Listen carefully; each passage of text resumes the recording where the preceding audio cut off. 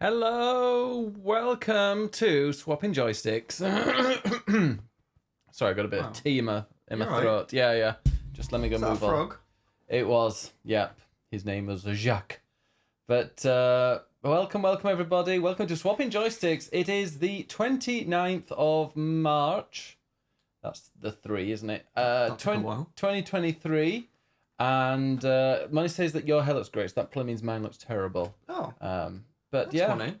Hope everybody's doing well. This is Swapping Joysticks, your home of LGBTQIA+ streaming and gaming content. And I am Ben Ostwick, otherwise known as Biggest Venus, and I'm joined as always by I won't mispronounce your name, might not work. Careful. Yeah, Ed. How you doing, Ed? Well, you can't mispronounce Ed.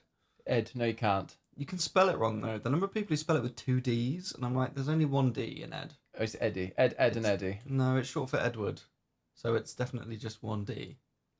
Ed. 1 D is all you need. Ed with 1 D. That's what we call him. There you go. That's all you need.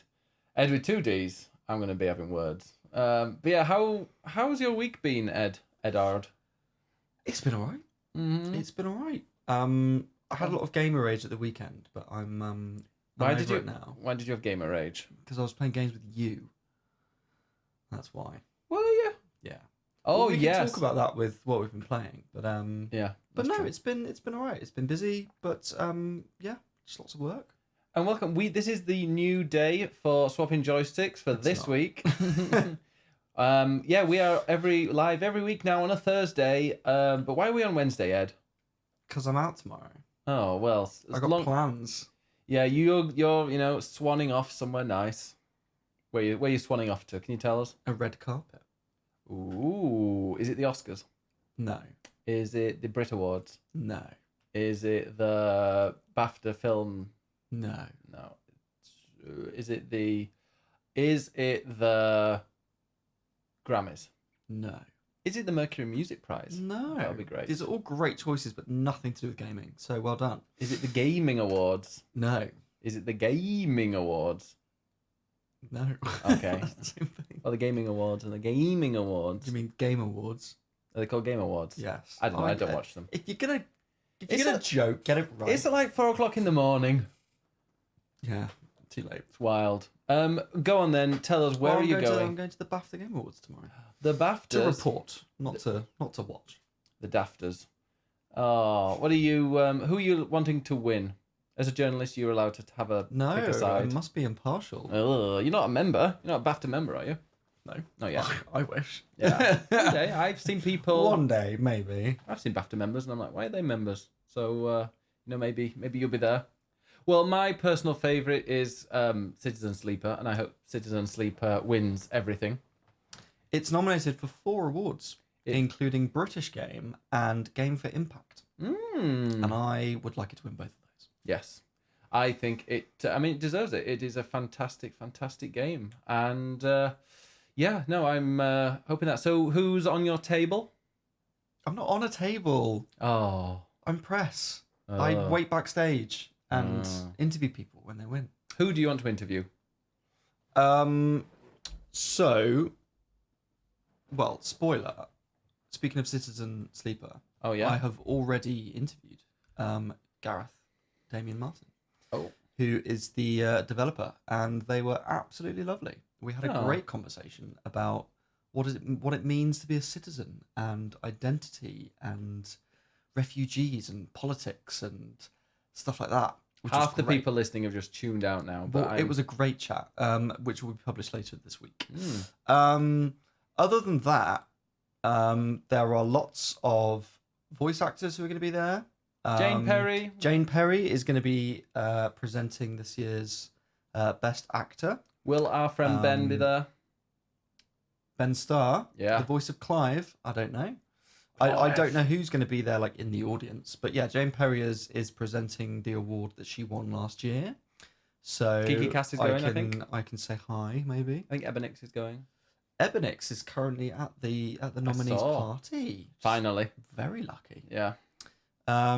Other than that, I don't know if Miyazaki is going to be there, but Elden Ring is nominated for a lot of awards, so Do you think it deserves it? it's going to be my beeline is trying to speak to Have they speak to him. improved the performance on PS5 yet? Well, actually, you say that. Last week in the news, they added ray tracing, and Yeah. I am yet to try that. And what I've heard is that it is not good because the frame rate can't really handle it. That's But what I'm saying. I haven't tried it myself. Can it handle like normal? Yeah, it's fine normally. Okay. I'll go I don't back know, to Ben. it. Maybe you should play it and find out. I beat like It's 3. only the game of the year. Well, it was your game of the year. It was our game of the year. I felt bullied. Citizen You Sleeper. always feel bullied. Citizen Sleeper is the posthumous game of the year. I think that's the correct word. Sure. Well, it's not died. No, no, it's not. It's got DLC coming out. Well, exactly. Yeah. Later this week, the third part, and it's free. Oh, I like free. There you go. Yeah. Well, that's good. I'm looking forward to that. So, any other plans coming up this weekend? We're going to WASD. We are. That's a nice segue. Yeah. Yeah, we're going to go to WASD, which is in London, and a little games convention, mainly indie games with some sort of AA stuff as well. It's weird. It looks quite fun. I didn't realize it was an indie event, and like I was looking at the description of it, of what they were calling themselves, and like, yeah, well, this is WASD. It's an indie focused game event, whatever conference every year, and I was like, oh yeah, that explains why. I mean, is it indie by choice? If Sega and Nintendo and PlayStation decided, hey, can we join? They wouldn't be like, nah. Sorry. Oh, I don't think they'd say no. That's for sure. Yeah. But you've got to start somewhere, and I mean, there's EGX as well, which is terrible. Often which is often indie focused. Well, I enjoy playing. We played Call of Duty at the last one, Ed. God, don't remind me. And Sonic. That was great. But other EGXs have been indie focused. But WASD is trying to fill that hole. I have a picture of you standing outside the Call of Duty box, going like, "Yeah, rock and roll." I was not doing that. Yeah. I was miserable because I was bullied into playing it, and it was terrible. You were like, "Do you know what? Should we go?" And I'm like, "Yeah, let's do it." You were very happy to go. And then I lost, and I was very angry, and I stormed out. Everybody loses at Call of Duty. You die like every 3 seconds in that game. Why would you play it? I know. I don't anymore. I'm tempted to start playing Fortnite though. Really? Yeah. Oh, by the way, I hit gold in Marvel Snap. I'm very pleased. Level 40. Congrats. Level 40? Well, yeah. Rank 40. Like 12. Yeah, no, yeah, that's that's gonna be very exciting. We've also got friends coming who are currently they live in Copenhagen. One of my moderators and long time friend, Bayleaf, is gonna be here along with Bajaraba, aka Marius, and SC Fun and Dover Daddy. So they're coming this weekend. And we're going to go and have a big night out on Saturday night. So that will be, and then Sunday, we've got the opening of the Secret Santa. At long last. It's going to be April.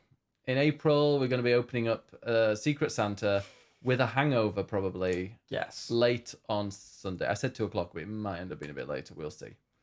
And then, on Sunday night, we are playing Mario Kart with Gaming Mag. We are. I love that you remembered that. Yeah, we are joining Mia Byte on Gaming Mag's Twitch channel. I can't remember what it's called. I think it's just Gaming Mag. So yeah, we're going to be playing some Mario Kart. And I've realised I haven't played the new tracks yet. Me neither. I should probably learn. So yeah, we're going to go play that and have some fun. So come join us. Yeah. Clue says Ben is banned from Bailey's bedroom. You've got a good memory. Yes, I am banned from being on in Bailey's bedroom. Excuse me? Apparently, like during the pandemic, Bailey used to watch my stream most of the day. But apparently, in the bedroom, the stream was not allowed to be on. Good. However, one time, I think I just got the PS5, and I was streaming.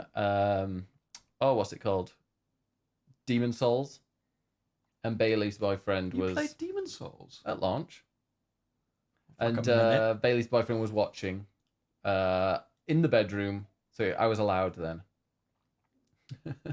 Also, Clue said, you die every 5 seconds in Elden Ring, Ed. No, I don't. No, it's not Not Resident when Evil I play 4. it. We're getting to that. Not when I play it, thank you very much. How very dare. It's not Bloodborne. I've done very well at Bloodborne. You have? Anyway, I've killed bosses first time. Mm, Yes, that was my stomach. Wow, Jesus. I could hear that through the headphones. As long as it's in your stomach, or was that sound of it coming out? It's just processing. Yeah, unfortunately, Ed poisoned me before this. No. We've started a little bit later than I was expected, because about 20 minutes before we started, I was like, oh, that's not going to be a fart. So I had to quickly run to the bathroom and dispose of lunch/dinner. Wow. Do not blame me for that. That is your system that is faulty. Yeah, my system. It's great because I mean, who doesn't like going to the toilet? The toilet is, it's a great feeling. Me. I hate going to the toilet. Why? It's just a faff. I can't be bothered.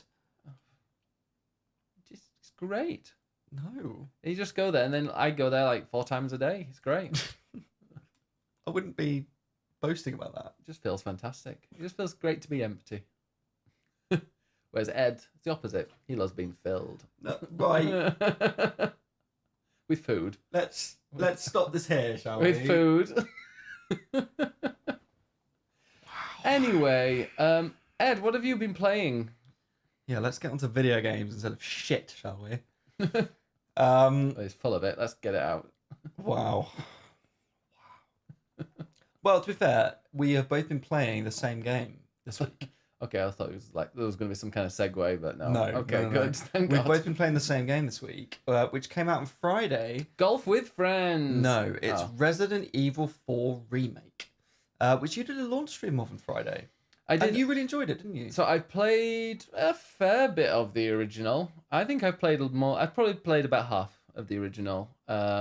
Enjoyed it. We're similar then in that case. Yeah, I enjoyed it. I got quite far. Yeah, halfway, whatever.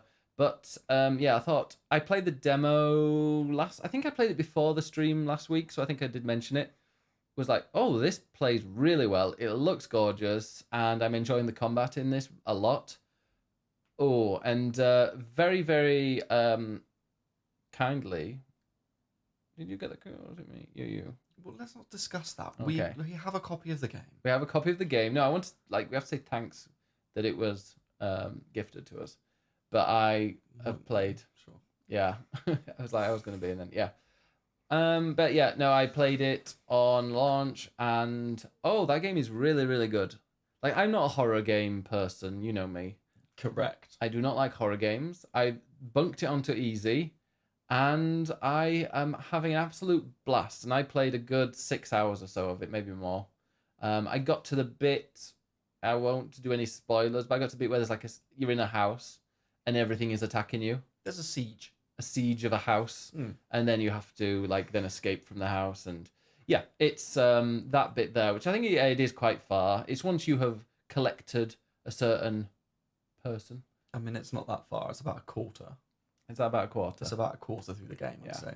I just really love it. Like I'm playing this on easy, so it's not the world's biggest challenge, because if I'm having a scary-ish game, I'm not having the added bit of it's going to be difficult, because in the demo you could only play it on standard difficulty, and the village bit took me a few goes and it was really stressful. I know it took you absolutely hours, but I managed to do it in about half an hour, and it was quite tricky. But we did so I put it onto easy, went through it, and I don't know, playing on easy, they feel it's a lot easier to actually beat them, obviously, because it's easier mode, but there's a shot to the head and then a roundhouse drop kick to the face. That is incorrect. Why? Because you want to shoot them in the knees. I did shoot them in the knees, but they didn't go down. So then you're not shooting low enough. That is too low as the knee. That's your if you that's shoot my them in top tip. Do they go down if you shoot them in the balls? No, annoyingly. Oh, that's because I also do that. Sometimes you're aiming and you miss the knee and you end up in the balls, and then they don't fall. Yeah. So we need those balls to fall. Yes. But no, so I did that, and no, I'm pretty sure I did it in the knee, because I saw it on the demo and I shot them in the knee and it didn't do anything. So I was like, okay, screw, we'll go for the head. But the head kind of stuns them a bit, and then you can kick them. But I just love, and I know there are bits in there that are scripted and they're not, but they just come across as though it's meant to be. Like, there's one where you go into the barn and there's the cow, and as you approach it, a light falls down and sets the cow on fire, and then the cow. Well, it doesn't runs out. always fall. Does it not? No, I had to shoot it. Oh, so I had to purposefully shoot and burn the cow. Wow, you are a horrible person. It was worth it. No, but I just ran through there and it dropped just as I was going in, and then the cow kind of hit me while on fire, and it was chaos. Absolute. It was purely chaotic. You playing a game in its chaos. Who would have thought? But oh my god, it just plays so well. I just love the combat. I love it. Looks stunning. The story I'm pretty into as well. There's the big boss. I'm gonna spoil the first boss of what it's like. It's the monster in the lake. That is epic. It was better than I remember it being in the first game, in the original game, or in the. Well, I kind of played the remastered version or whatever it is that's on Steam, and it's go and play it if you can. It's a really, really entertaining game, and you hate it. I don't hate it. I actually really love it. It's just I hated it for a moment at the start. So I haven't played it. Well, you played it like loads in one sitting. I've played it in a couple of sittings, but I'm still not quite as far as you are. I've got past the lake monster, but I'm at the bit after that. If you know where that is. The puzzle stage. No. Like I've done that bit, and I'm about to return to a big bloater. A big boy. There's a big boy I need to kill. And I know that from the original. So I played the GameCube version when it first came out. I bought it in America, and got a freeloader for my GameCube so I could play import games, which also included Animal Crossing on the GameCube, and I had F-Zero GX, which is the best racing game ever. And what else did I have? Baton Kaitos, I had that from America, and Star Fox Assault, not great. Star Wars. Why did you buy all these Rogue American games? Leader was also not great. Why did you buy these in America? No, Rebel Strike. Oh, I had a couple of trips to America. So why did you buy the games there? Could you not buy them here? Well, firstly, they're cheaper because dollars. Okay. I mean, maybe not so much now, but like 15 years ago. I mean more than 15 years ago. Oh, that's really depressing. I mean about 18 years ago. When you were 16. Something like that. Yes, it was cheaper to buy in dollars. But also back in those days, things weren't as global. So games would come out first in Japan, then in America, and then in Europe. So we had to wait. But if you got it in America, you could get it early. So I played Resident Evil before it came out in the UK. Because I got it from America. I played my friend's PSP. He got it imported from Japan. I remember being sitting in the back of my car playing it. Very nice. And I was like, this looks terrible, but sure, I'm enjoying playing it. It was a racing game. It wasn't very good. Was it Ridge Racer? I think it was. There you go. See, it's cars. It's boring. In a car. I was playing a car game in a car. That is a recipe for. I wasn't driving. I was okay. I think it's a recipe for disaster. I was like, I wasn't actually driving. Well, for motion sickness is what I was thinking. Yeah. But yeah, so I played. I got a fair way through the game. Maybe similar to you, it was like most of the way through the castle, but didn't quite finish that. And I really enjoyed it, but just sort of dropped off it. I played it recently because it was on Switch. So I started playing it recently. So I've got the opening of the game fairly fresh in my memory from the original. And so I went into the remake and was like, great, I know what I'm doing. I know what this game's about. This is fine. I'm going to play on just standard difficulty. I'm up for a bit of a challenge. I don't want it super hard. And we'll see how it goes. That game is fucking difficult. Or at least the beginning is. The village section took me a good 6-7 goes. Even I did it in 3. Yeah, on easy. No, because I did it on in the demo, and the demo was only standard difficulty. And there are people in the chat who saw me do that and can attest to the fact that I did that. It's not about difficulty anyway. But now it is. It's genuinely. Well, I think they've made it. You say that, and then you refuse to go into easy mode. You're like, oh, it's not about the difficulty, but you're too proud to put it in easy mode. I am far too proud, but everyone has their own version of difficulty. Like if for you you're happy to sit and play it on easy, that's fine. For me, I am a twat, but also like I do like a bit of a challenge, so I'm happy to play it on standard. That's a challenge for some of us. Through. Money. And for me that's the right kind of level of what I want, or at least I've realized now it is. The start, I don't know if I was just playing it the wrong way. It's not like I was sort of rushing into battle or anything like that, but I don't know, for some reason it just wasn't clicking. I feel like the controls are really slow and tanky, and I've had to massively up the sensitivity of the stick so you can actually aim where you need to. And I feel like what they've done in the remake is kind of exaggerate every element of it, which they should do. That's kind of what you want from a remake. But I feel like the slower sections are much slower and much creepier. I like that they've added in extra puzzles. It feels much more in line with old school Resident Evil, which is what I really like. I like Resident 1 of, tank controls and pre-rendered backgrounds and puzzle solving. That's what I like. And I feel like they've added a lot of that in, and that's really cool. But then the action bits, I feel like they've thrown in way more enemies. They've made it much quicker. It's much more frantic. And to be thrown into that right at the start, it's genuinely really tricky. There was a bit after that as well. Actually, no, it was in the second chapter where there's loads of bridges and they're all throwing dynamite at you, and they just keep throwing dynamite from behind, and you miss it, and it was infuriating. But then ultimately, like, I guess the sort of soul's brain in me kind of switched in and was like, okay, this is learning. This is the game teaching you how it wants to play, i.e., do not turn your back on enemies. Keep running. Make sure you're aiming for the right place. Take your time to aim for the knee so you can kick him in the face, save some ammo, and then keep running. So I feel like I've started to get that down, and I was playing it last night and played loads of it and didn't die once and really, really enjoyed it. I can tell it's an incredibly well-made game. It looks stunning.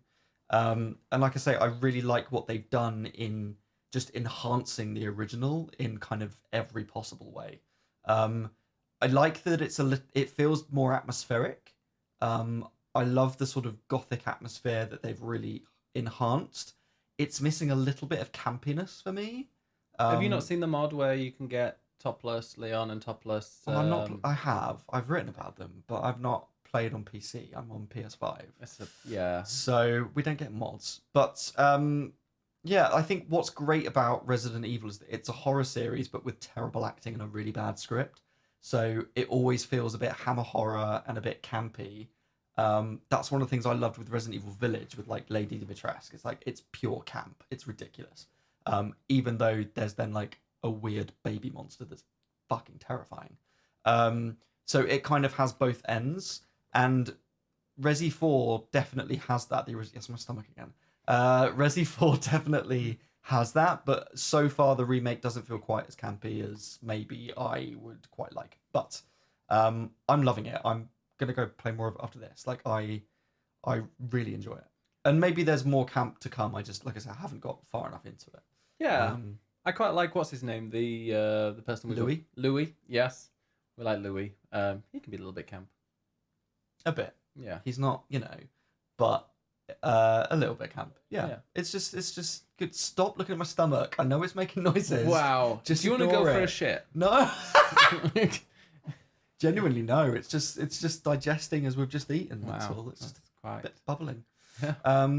But yeah, so I've just done the lake monster, which is so much easier than the original. After me saying that the game's more difficult, the lake monster's way easier. And I think that's just because the controls just feel smoother. So I killed that bastard much easier. Yeah, just wait till you get to the next bigger boss. Although that one I also didn't do too badly, but it's like one of those you have to kind of learn what it wants you to do. Yes. There are a few bosses I found in there that are kind of like, you need to learn exactly what you're meant to do. Like the lake monster, I imagine if somebody failed that, you're just like, oh, okay, yeah, I guess I'm meant to do this. Some bosses, it's like there's kind of a certain way of play it on the fly. You can't really go in completely blind and not know what to do. But that's what I like about a boss battle, is when it's kind of a puzzle. So you have to, and maybe it's better if there's more than one solution, but it's not just, Destiny where you just shoot stuff and it's a bullet sponge. How dare, but also yes. There you go. Like there's a method and an understanding to it. I mean, there's in certain Destiny, and the more bosses that they bring out, the more you kind of like have to learn. But you have to be very I'm not accurate. interested in a bullet sponge boss. No, This is why I play Zelda. Bosses should be a puzzle. I like that. you're so pompous, aren't you? I am. Yeah. Moni says, I'm always so fascinated how you remember the difficulty of games from ages ago. Well, it's because I played it recently on Switch, like just before Christmas. Yeah. And I was screaming at the lake boss because just the way that it's programmed. Essentially, like, you're in a boat and Leon's got like a harpoon. He's attached to the thing by a rope. So it's swimming around the lake and it's dragging you along. And you've got to somehow steer around like big bits of wood sticking out and stuff like that. And in the original, it's really hard to steer around it. Just there's something about the controls, and I just hit every bit of wood and just got really irritated. This time in the remake, didn't hit any of the wood, and had no problem, killed it first time. So I don't know. Some bits are maybe easier. I think it's just taken me a beat to just get used to the controls and the speed of aiming. And now I've got that down, I feel like I'm in, and I'm ready to keep going and finish it, and I'm going to finish it because I'm absolutely loving it. Good. Yeah. No, I'm gonna save it. I think for when I do kind of horror streams.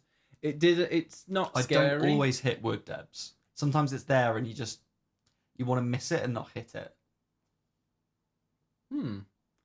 Yeah.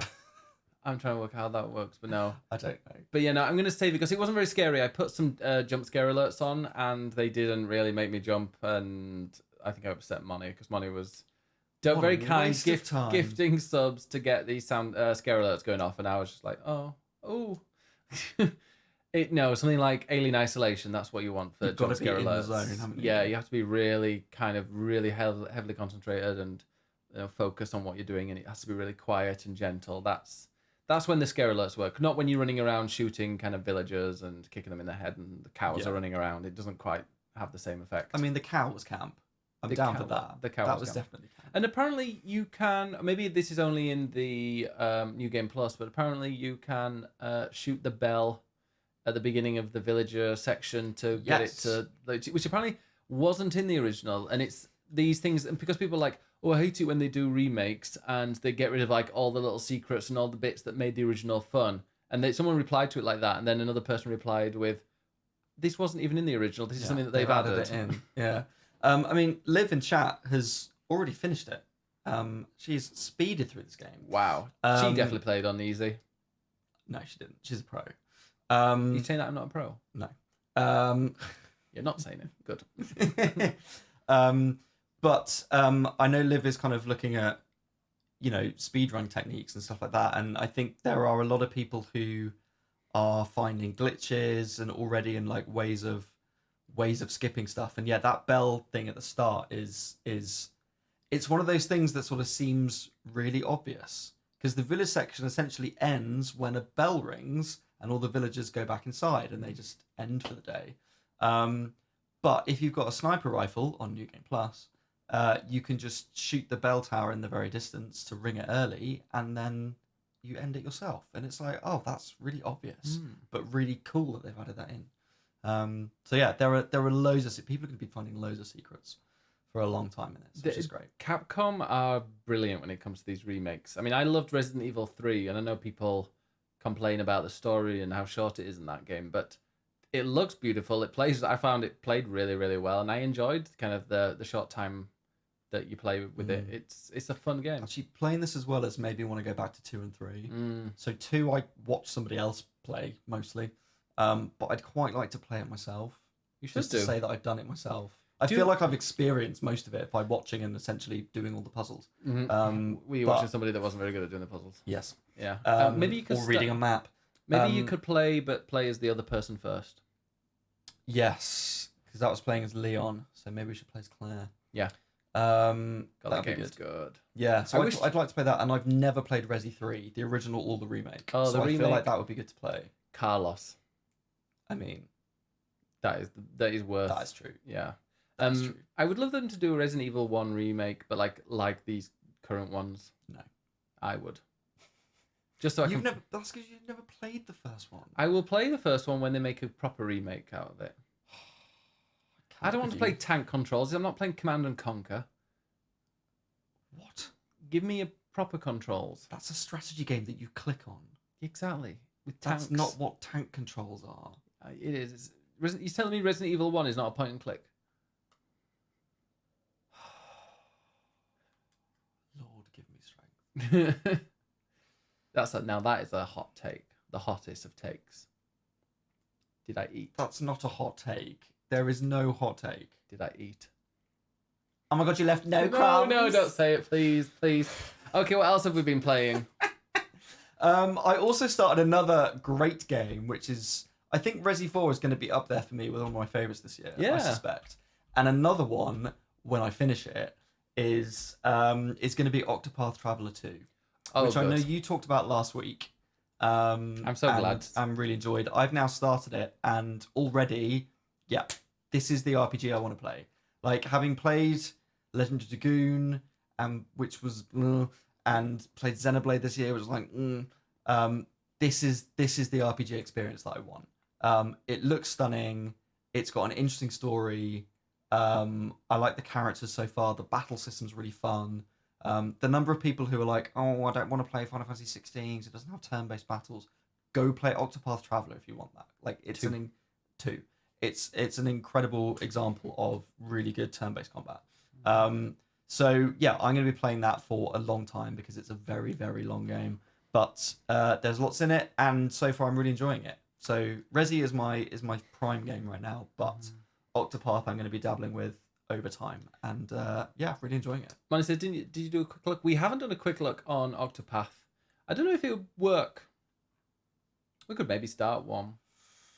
We could do. It's just, I mean, there's a lot of story, so we'd have to sort of find a part of the game that that is a bit more actiony, I guess.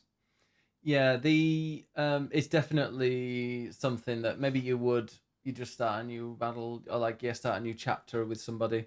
Like, I've just started the chapter with the cowboy, so that would be quite a good one to have a look at. Of course. Well, I got to the third. He's the third one I've looked at. Deb says, I heard Octopath 2 is better than the first one. So I haven't played the first one. You played some of it. The demo, they released the demo, and it was like you're allowed 2 hours, and after those 2 hours, it stops. So I did that, and then it was like, do you want to pre-order the game? I was like, yeah, that was brilliant. Pre-ordered it. Gesundheit. Prosit or something. And you okay there? Did you shit yourself? No. Are you sure? Yeah. It's a bit tickly. You sure you didn't shit yourself? You can pipe the fuck down. Nothing came out of that end. Thank you very much. Okay, good. And anyway, I pre-ordered Octopath when it came after playing the demo, and then it was released, and I never played it. But I was looking at people, Jason Schreier, and I think somebody else whose opinion I kind of respect. They were saying, like, this game is one of the best games that Square's ever released. Not since the Chrono Trigger and Final Fantasy VI days have they released a game this good. There's great games that you've also played. I'm waiting for them to come to Switch. Oh, sure. And do you know what is also handheld that you own that has get those games on it? Actually, on my phone you can actually get both of those on the phone. Yes, you can, but you've also bought an expensive Steam Deck, so why don't you play them on that? Oh yeah, I downloaded Last of Us. Basically a Switch. I've got The Last of Us on there. Nice. Although apparently it crashes all the time. It was installing shaders forever, so I just gave up on it. Sure. Is Ed going to shart on stream? No. He did. No. What was I saying? We were talking about Octopath 1. Yes, but then Octopath 2, apparently, one of the best games ever come out. And somebody who said to Jason Schreier was like, but I haven't played the first one. Is there any link at all? And he's like, no, it actually is worse if you played the first one. Because it's better, because they do everything better in the second. So if you played the first and then you play the second, you're like, it's a totally new story. But also, oh, look, they've improved this and they've improved this and they've improved this. Whereas if you play the second, you just go in and go, this is amazing.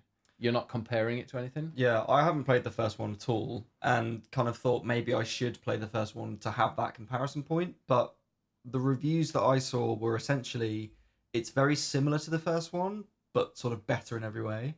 So it doesn't have the same originality, but it's got a better story and better combat and all that kind of stuff. So yeah. Mm. So I've gone into this one not knowing much about Octopath at all, but absolutely loving it. Yeah. So that's great. It looks beautiful, and I love that every character has its own like different skill, whether it's day or night. Like I've got one that I think I mentioned this last week as well. Like one person who during the day they can duel people. They can have a proper duel, and then at night they can steal from them or something like that. It's or I've got like a cleric who she can at night can heal people, and during the day has a good gossip. Apothecary, yes. But I started with the cleric. Yeah, which is different. It's just it's a really good game, and it's one of those games that, like, when it comes to Xenoblade, there are just a million different things going on, and you're like, I don't really know if this actually matters or what I'm doing really cares, like if I really care about it. But Octopath, I'm really interested in getting into the kind of what skills I can unlock, what passive skills I get when I do certain things, and yeah, you're unlocking and you're like buying skills for each of your classes that are completely different, I believe. I don't know if they share any between the classes. But I'm like, okay, I can unlock my apothecary's ice attack, and then because I've unlocked 4 attacks, then she's also got a thing where at the end of every battle that you've won, she'll gain 20% of her health back, and and that goes up to 40% when you've unlocked 8 or whatnot. So it's there's always really good progress in it. It is a very typical kind of RPG, an old school one, but it also has lots of modern conveniences as well. Yeah, that's the thing. It is. It's an old school RPG like those old SNES classics, but it's just done in a modern way that is just relevant to today, despite its kind of retro art style, which is still really, really beautiful. So yeah, if you like RPGs, then Octopath. I mean, I said this. I've played it for about 2 hours, and it's like 80 long, but I am so far really, really enjoying it. Yeah, me too. I'm really looking forward to it, like the paths and people branching together and like working together on certain things. And apparently, like each of the characters, obviously, you start off with their own Act 1, their own prologue, so you can see how they've become to, how they've come to kind of go on the road. But apparently, you complete each of their chapters. So I'm like, when I'm playing it, I'm like, oh, I wonder, like at the samurai dude that I've got, I'm like, oh, I really want to see where this goes. I want to see how this finishes. So you get like 8 stories in one. But I'm intrigued to see how they come together, and like if it's just a bunch of people together with their own different kind of objectives, or if there is something kind of overarching that kind of links them together. Yeah. Because I believe in the first one, it was very separate, and then halfway through the gate, like the second half, everything's together. If that makes sense. Yeah. So I mean, if people haven't or are unsure, I mean, it's Octopath Traveler because there are 8 characters who are travelers. On different paths. So it's kind of 8 individual stories, but they all intertwine. And at the start of the game, you can choose which of those 8 characters you want to start with. So like we chose completely different ones at the beginning, which means you start at a different point of the map. Now, I don't know how many chapters each character has, but it's like the first character I chose had a chapter 1 over here on the map, and then chapter 2 is the other side of the map, by which point you will have caught other characters' chapter 1s, and then you sort of follow their stories collectively, and they all sort of intertwine. So it's just a really interesting way of telling the story. It's not just a simple linear save the world thing. It's like, it is much more character driven. And like you say, I'm interested to see how they sort of culminate into one overarching story, because I'm presuming that will happen at some point. Yes. So I'm looking forward to seeing how that happens. Yeah, I'm really intrigued as well, because it feels totally different, like the reason why they're traveling. But like the apothecary, she is being kind of, I won't spoil it, but she was like at the very, very beginning of her story, she is shunned by this town because of these things that have been going on in a different area. So I'm like, when I finally get round to that other area, will that kind of link together, and we'll find out why she's hated and why the people are really angry with what she's done, because she had no memory at this point. Yeah. So it's really clever. It is. I like it. Very excited. Now, there's another game that I sort of don't want to talk about, but that we played at the weekend. Golf with friends. On me's in the chat. Hello, on me. Actually, no, on me wasn't. That was Celeste, wasn't it? But before well, after I played Celeste, I played some golf with my friends, and we played 4 games of that. And we're no longer friends. And it was a PlayStation sponsored stream, or it was going to be. And then I was like, oh no, the language in this is a bit too fruity. So we did another one the following day. It was my fault. I'm honest. And so we had 8 tournaments. How many holes in a game of golf, Ed? 18? 18! Congratulations, Mr. Golfer. So 18 holes with a load of friends, 10 people, 6 people, 12 people. No, up to 12. Well, it's maximum 12, but we had like 7 or 8. Yeah, we had 8 at least, yeah. And the more the merrier. I won every single one. And this is the first time I've ever played golf with friends, but I won every single, all over those 2 days. The 8 tournaments that we had, I won. I was first in every single one. A couple of them I was joint first, but I was first. And it was marvellous. I've never known somebody choke as badly as Ed when he's leading. I've never seen, like, twice you were well ahead with like 3 holes to go and ended up like 3rd. Ed does love to choke, Liv. That is very true. So why did you fail? Because that game is fucking annoying. Honestly, if you want to lose some friends, or at least like just have a laugh, go and play golf with friends. It is so much fun. Like, I am competitive. Really? Really. and I don't like losing, and I don't like it when a game is just unfair, and I like to swear when I get angry, and then when I'm told that not only am I losing, but I'm not allowed to swear about it, and so all I can do is just scream into the void as loud as possible, and that's all I can do. There's nothing worse than that. It was marvelous, and especially Eddie's incredibly competitive. Especially with a game he doesn't really know how to control. I mean, I was brand new with it, so I had no idea what I was doing, apart from winning. And then you managed to lose every single game to me. Not even get like 1.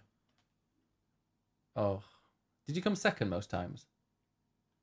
I came second with the last one. Yeah. It was, it was marvellous. But that game is brilliant though, isn't it? You've got to admit.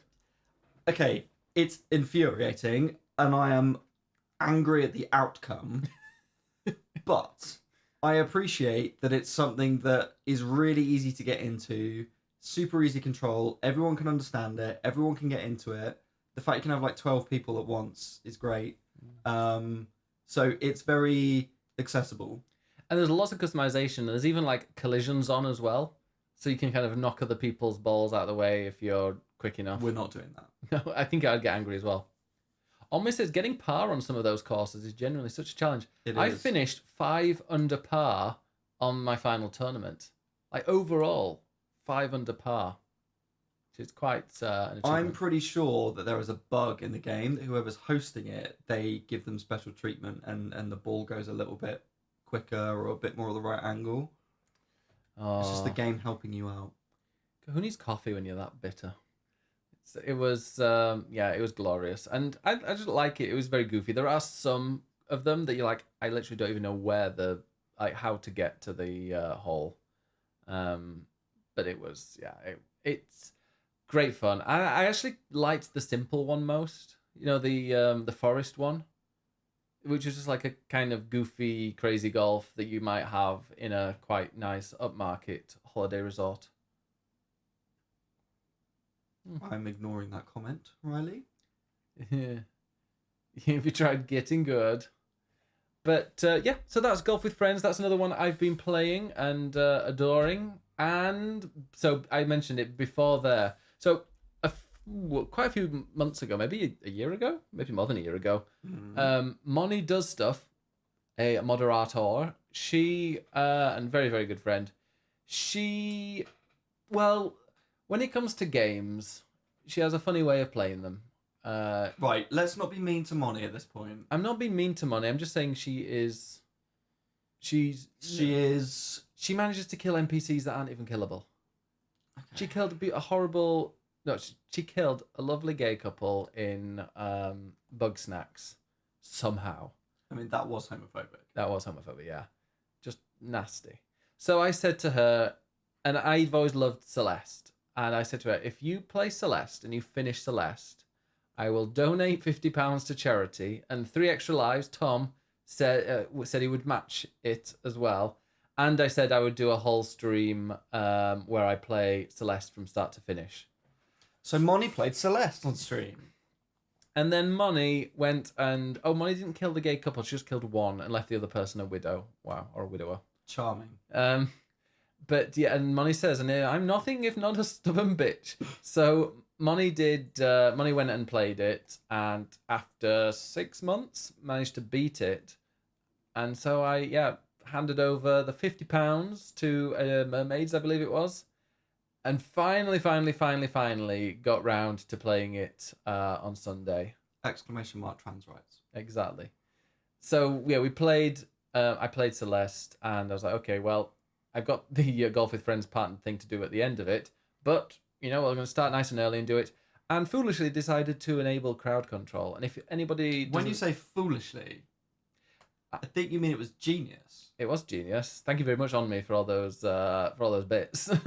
And everybody else. But yeah, so with crowd control, a lot of people get free coins if you're like a sub, or even if you're just a regular follower, you get 50 coins an hour. I got the pro version, so it was giving people coins all the time. But also you can exchange gifts for points or for coins, and these coins you can use to interact with the game and affect it in a certain way. And like these effects can be kill the player, or it can be send snowballs. Well, some of them can be helpful, so you can like slow down time or make them invincible or things like that. But with this one, if he's playing a video game, who the hell is going to be helpful? No one. Yeah. No one should be helpful. Everybody should be a troll. And they were.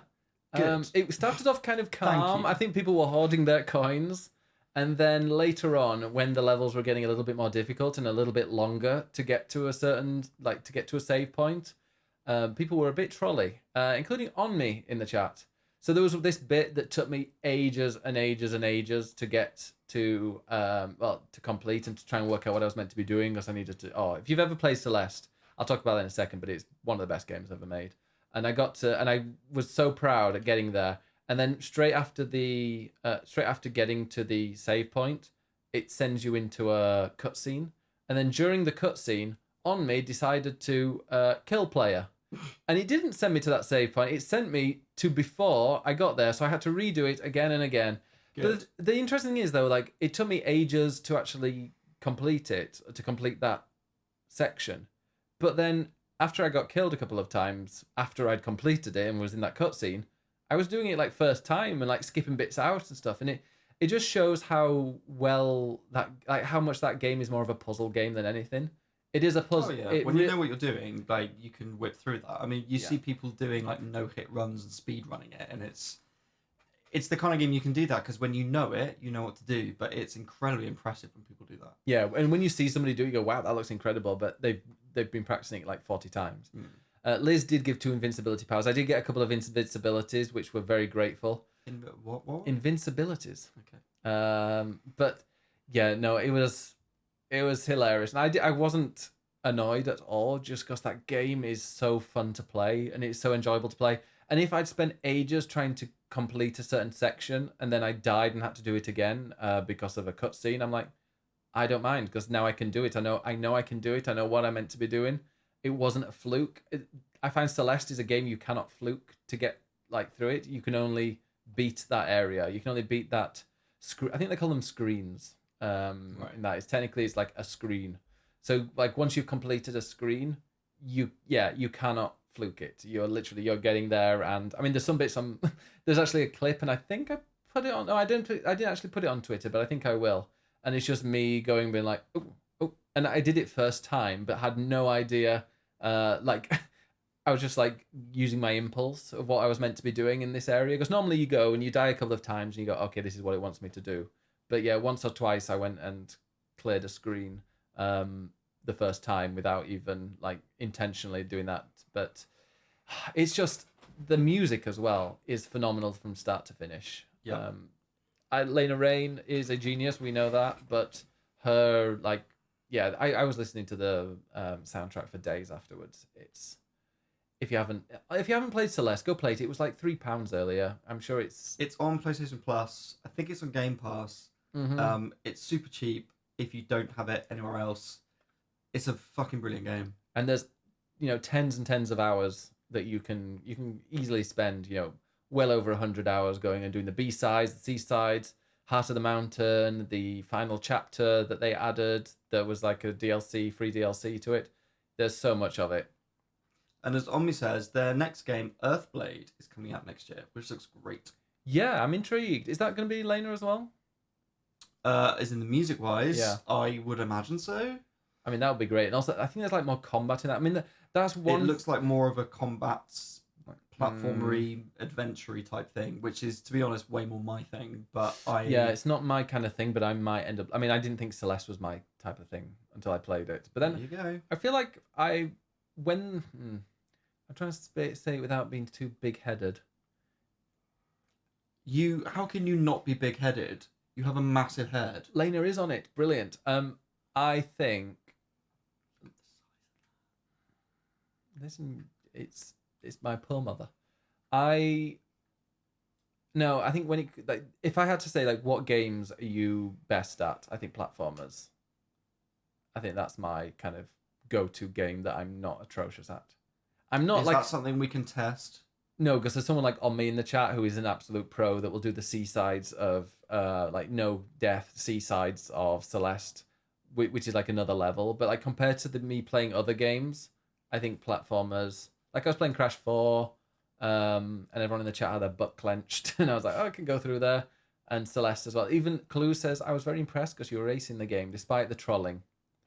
Although a lot of deaths, don't get it twisted, says on me. Okay, yeah.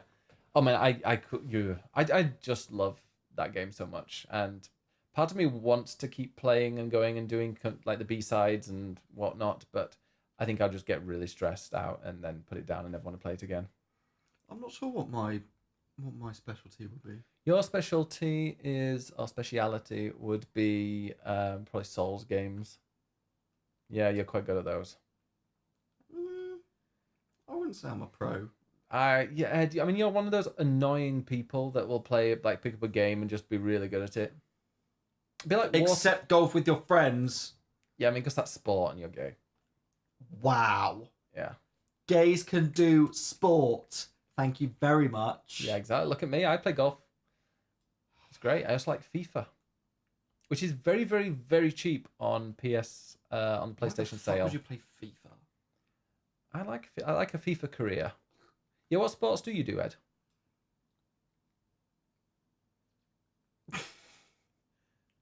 Water. Water sports. No. I don't know. VR? Yeah, Beat Saber. Actually, rhythm. Do you know what? Rhythm games. Yeah, except Tetris. That's not a rhythm game. That's a puzzle game. It's a rhythm game. Tetris is not a rhythm game. It is in VR. No. Tetris it's still a puzzle game. It just has musical consequences. Tetris is a fantastic rhythm game. Yeah. Just Dance. There you go. I've never played Just Dance. It's all right. No. Guitar Hero. Rock Band. Yeah. Tetris is a great rhythm game. God. Just like Raymanvania is a thing. Yeah. Right, before you go any further, let's see what the people at home have been playing. There are other games I've been playing. No, you haven't. You've said enough.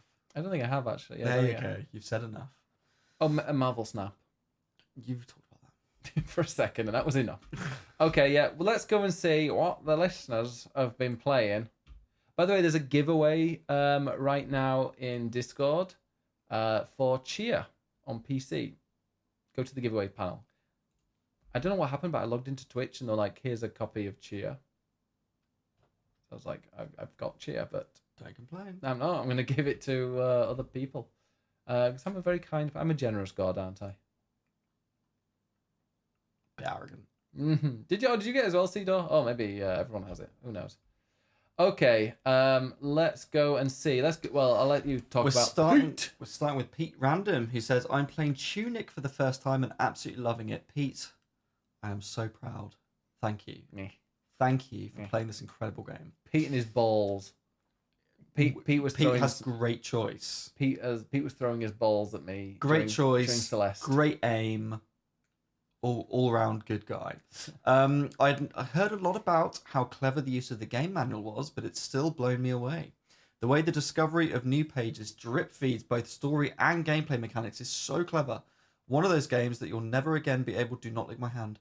One of those games that you'll never again be able to experience quite like you did in your first playthrough, which I'm already gutted about. It's just so damn good. Agreed. Tunic is incredible. Incredible game. You hush. No.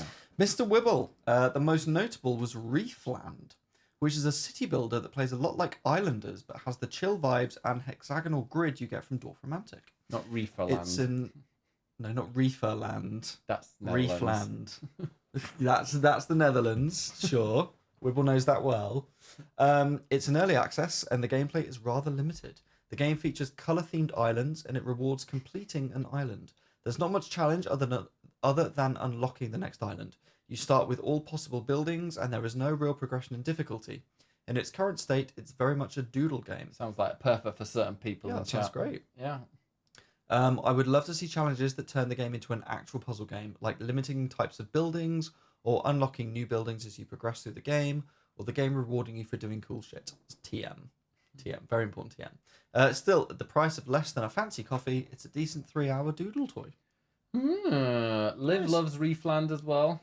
Ben did not make it past 10 minutes of Tunic and then judges the entire game on that. That is what he does, Monty. He plays like a minute of something and then goes, "Nah, this is shit." It doesn't give it time. If it's shit in 10 minutes, it's shit in 100. I will hard disagree. I would agree with that. Chicory as well. Shittery. Chicory is also incredible and also has Lena Rainer's doing the soundtrack, and it's an incredible. It's a better soundtrack than Celeste. Well, Tunic is best enjoyed on Spotify then. Not Tunic. Shittery. I don't know why I do this with you. Westman, I'm continuing the grind in Destiny 2 with the new raid, which is really fun so far. I've also played the Diablo 4 beta, which looked really promising, and I can't wait for the full release to tweak my builds for higher difficulties. And I've played Ni no Kuni 2, and I'm hooked. Love the style, the music, and the story. I need to play that. It's on Game Pass now, isn't it? It's a good game. I need to give that a go. Although apparently, I don't know if it was Westman or if it was somebody else that was playing it, saying that there's a big difficulty spike. And they've done all the missions, all the side missions, all like the little extra quests, and they've still got they're 10 levels below where they need to be for the next main quest, which is very annoying when that happens. Gotta grind. Mm-hmm. Madam Knees, I've gone for a massive nostalgia hit and gone back to RuneScape for a bit. Definitely showing its age, but some nice quality of life improvements have been made. One thing that made me happy was one of the first quests I did involved a heist with a married lesbian couple. To have LGBTQ rep in a game that I played during my formative years was really nice. I've heard really good things about RuneScape in that regard, but never played it myself. No, because there's RuneScape and then there's old school RuneScape as well, which I think old school is more popular. I did not know they were separate. I have known for... I learned the other day because I needed to for a work thing.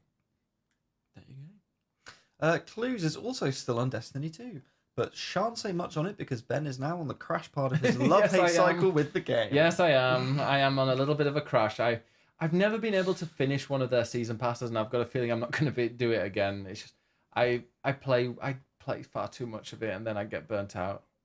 All that money wasted. I don't know. I spent a good 150 hours or so since the expansion. Already? Yeah, easily. Oh, okay. I'm at my battle pass in there is level 60 or something. Clues is, however, very, very eager to play Dredge, a horror fishing game from New Zealand that is releasing on the 30th of March, New Zealand time. meaning when you are doing this podcast.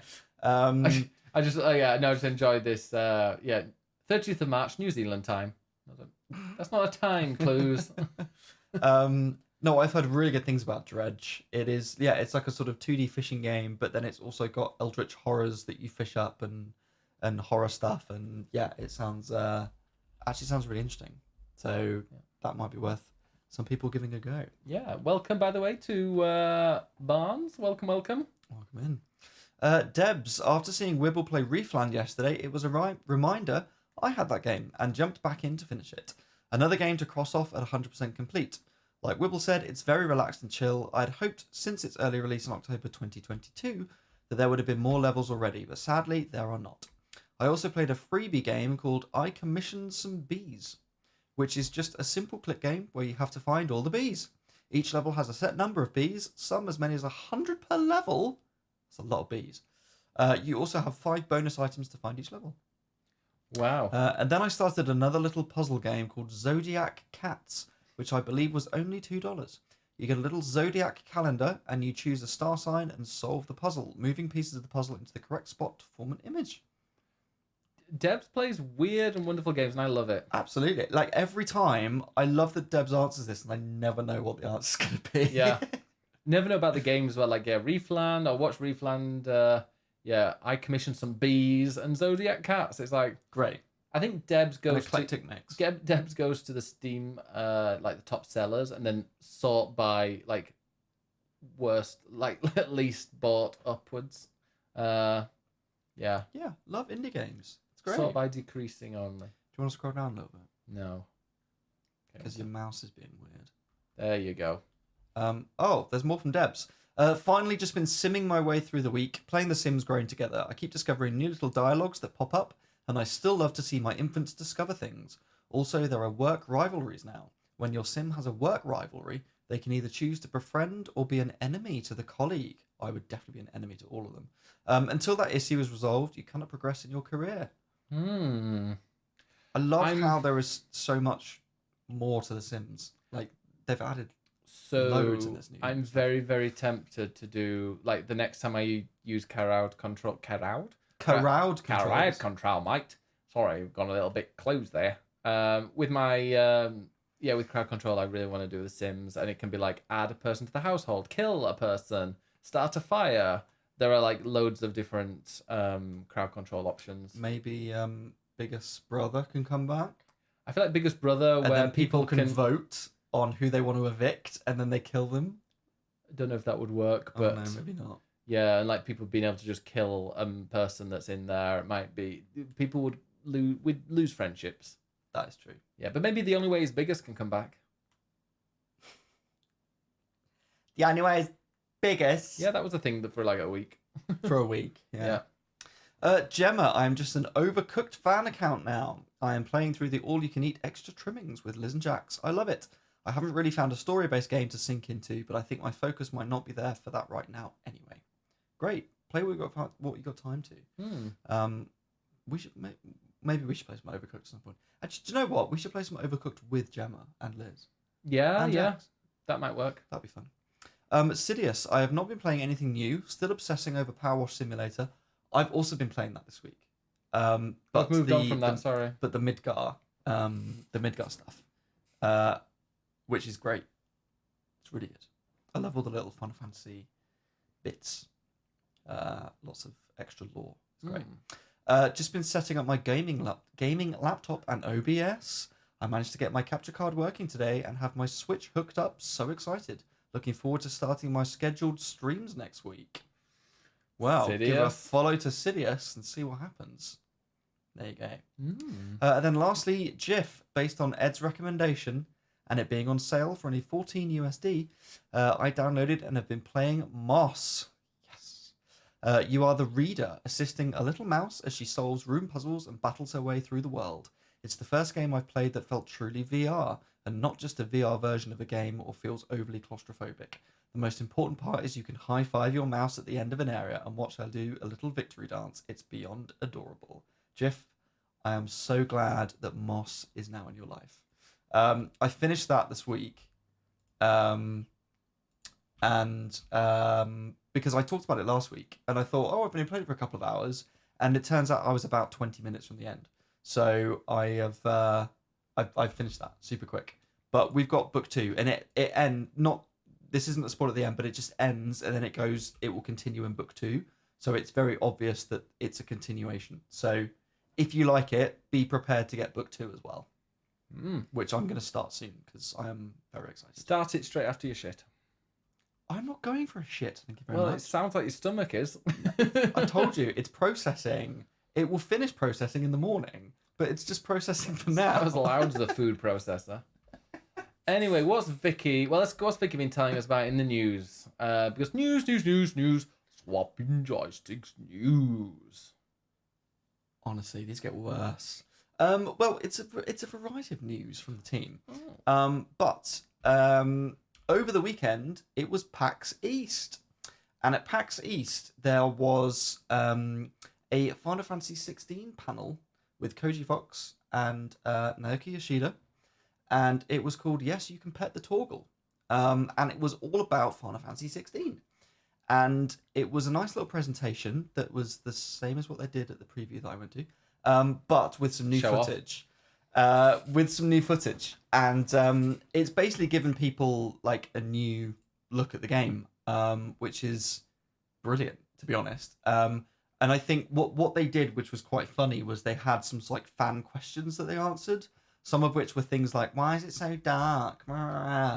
And then what they showed is like this huge world of like forests and deserts and sunlight and openness and all the stuff that they haven't shown yet in previews, because as they said, that previous preview was all about combat, and they are yet to show off the full world, and now they are starting to do that.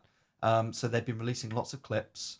There was a whole debate about whether characters should like shimmy through a gap, which is just pathetic. Get over it.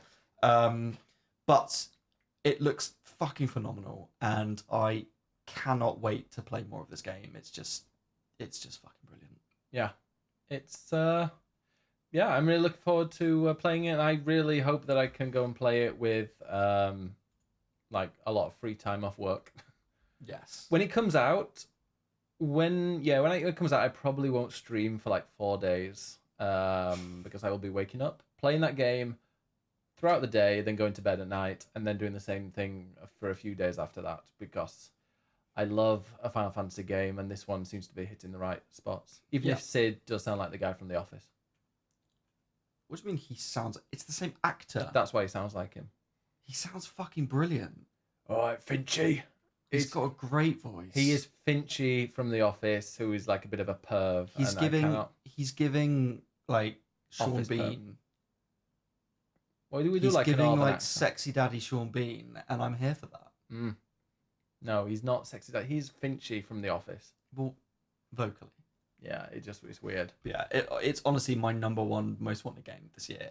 Same. The more I see of it, the more I'm like, I just need to play this immediately. Same. Even more than a certain other game that we're going to get to. Yeah. So Resi 4, we've talked about quite a bit today. There's been various bits of news. We talked about some skips that people have discovered. Today in the news, it sold more than 3 million copies in its first 2 days, which is pretty big. But one of the most interesting bits of news is that it's already been data mined. Oh. And people have found references to the Separate Ways mode, which was included in the original, and basically sees you playing as Ada Wong. And it's not included in the remake, but there are references to it in the files. So people are now wondering that, is this going to be DLC that's coming? So we already know that the Mercenaries mode is coming, and we know that probably in about a year they are going to release the VR mode. But it looks like maybe Separate Ways could be coming as DLC. So that'll be good. But that was that DLC before? No, because it was on a GameCube, which didn't have internet. Well, no, it did. So they've taken stuff out to make it's DLC. an extra mode. So is Mercenaries. Mercenaries is free though, but maybe this won't be. I don't know. We'll see. Omi says, I miss gaming mysteries. Data mining has killed the idea of a secret in a game. Yeah, there are some certain like secrets when it comes to kind of secret mechanics, like the shooting the bell. But stuff like, hidden exotics in Destiny, for example, like people data mine these type of things. That's annoying. I actually quite like the amount of data mining in Elden Ring, just because It gave you articles. Well, it did, but also it's things like being able to data mine the character models and look at them more closely, and then understand the lore, because so much of that lore is cryptic that I almost feel like data mining became another level of that. Look at my rusty key to get all the lore. That's a good old Souls game. Great. Now I know there are a lot of people excited about Dragon Age Dreadwolf. We still don't have a release date for that, although there are reports that it's coming later this year. But there was a new report earlier this week that the Mass Effect team have now been brought on to basically continue polishing the game. So it's already in alpha. It's playable from start to finish. But they've brought over most of the Mass Effect teams, come over and just help to get it done, which is not a bad thing. There's still a core Mass Effect team who are working on Mass Effect. It's definitely a long way off, but it means they've got some extra help in. And if you scroll back up and stop messing around, I was just voting. Don't vote. Well, actually, no. Liv does those, so please do vote. Liv, I voted that I'm not excited about Dragon Age Dreadwolf. I'm afraid. There you go. But my favorite Dragon Age character, Iron Bull, definitely. See the one with the. No, why was Thingy with the mustache not there? Not even an option. Ask Liv. Wow, shocking. But so the Mass Effect team have come over, and then keep going up. Because I've forgotten his name. Mark Dara, who basically used to be an exec producer at BioWare. He was the exec producer on Dragon Age Origins, Dragon Age 2. He worked on Inquisition. He also worked on Anthem. And Dorian, that's what I was thinking of. Dorian's the best. He's hot. So basically, Mark Dara worked on a lot of the series. He left BioWare after Anthem came out, because that was a mess. But he has now been brought back as a consultant to work on Dreadwolf. So his position is specifically to link this new game with the legacy of the old games. So I think this is a good move. It shows that they are trying to make sure that this is part of the series, it's authentic to the series, that fans are going to like it, and they're clearly getting the Mass Effect team to come in and help just polish it and make it the best it can be. So I think this is good news for Dreadwolf. And yeah, hopefully we will get some more news on that soon. Good for them. Maybe I'll get into that one and then be like, oh, this is amazing. I need to go back and play the old ones. You haven't played Inquisition, have you? I played a little bit, but I played a little bit after I finished The Witcher 3 and was like, this is nowhere near. Oh, that was a massive error. Yeah. You definitely played those the wrong way around. Same with Skyrim. And then I went to Skyrim and was like, this is even worse. Skyrim's great. No, not compared to The Witcher. It's better than Inquisition as well. Sorry. But yeah, after playing you need to save The Witcher 3 for like the last one of your kind of medieval fantasy RPGs. Because I think Skyrim would have been great. Then I'd have gone to play. I think maybe Skyrim and Dragon Age are quite different. They are very different. Very different. And then I mean, they're RPGs, but you can't really compare them aside from the fact they've both got magic and dragons. Whereas then The Witcher should be the final one that you play. But yeah, I'm not a big fan of Dragon Age. I appreciate like the characters and the relationships. I don't particularly like the combat, and I just found the world a bit tick boxy in a sort of open worldy kind of way. But that was Inquisition. Like the characters are great, and I completely get how people like the characters and the romances. But I personally would rather play Mass Effect. Because I think it plays better. I just deleted Mass Effect from my Steam Deck. How dare! Well, I think if I do play Mass Effect 2, which is the next one I'm due to play, I will play Mass Effect 2. You will love. Yeah, it's so good. Is it one to enjoy on stream or to myself? No, because you're going to get loads of backseaters telling you how to play it. Don't worry, I'll just ban Riley. And that. Oh! I was trying to be subtle with chat, and you went straight in. I was joking. Riley never backseats. Not that I remember, anyway. There are some people who love a backseat, though. Oh, that's true. Yeah. So I would say enjoy it in your own time. But there you go. I will stream it. I'll definitely stream it. Okay, moving on. Sidious Brother says, I'm sure Ed probably already knows, but did we see the news about a potential future for Aerith in Final Fantasy VII Rebirth? I might have seen something, but it's not been reported. Feel free to share a link. I just geek out and get excited to see your reaction, says Riley. Yeah, Mr. Wibble says, only stream Mass Effect 2. That's perfect. Only stream Mass Effect 2 if you plan to finish it on stream. I mean, I would. That is true. Because you'll do it for one stream and not finish it. And when did I last do that? With like every game. I finish a lot of games on stream. I finished Celeste. I finished Frog Detective and Frog Detective 2. Okay, and they're all Frog like Detective an hour 3. long. I finished all 3 of those in one stream. I mean, Zelda, I'm playing, by the way, we didn't mention it earlier, but I'm playing through Breath of the Wild, going for all shrines. I am 15 shrines down after just one stream. I'll be doing more tomorrow, and we'll be finishing Zelda, going through all of the shrines. You did also finish Mass Effect 1 on stream. However, Mass Effect 2 is about 3 times as long. Well, because it turns out Mass Effect 1 is really short.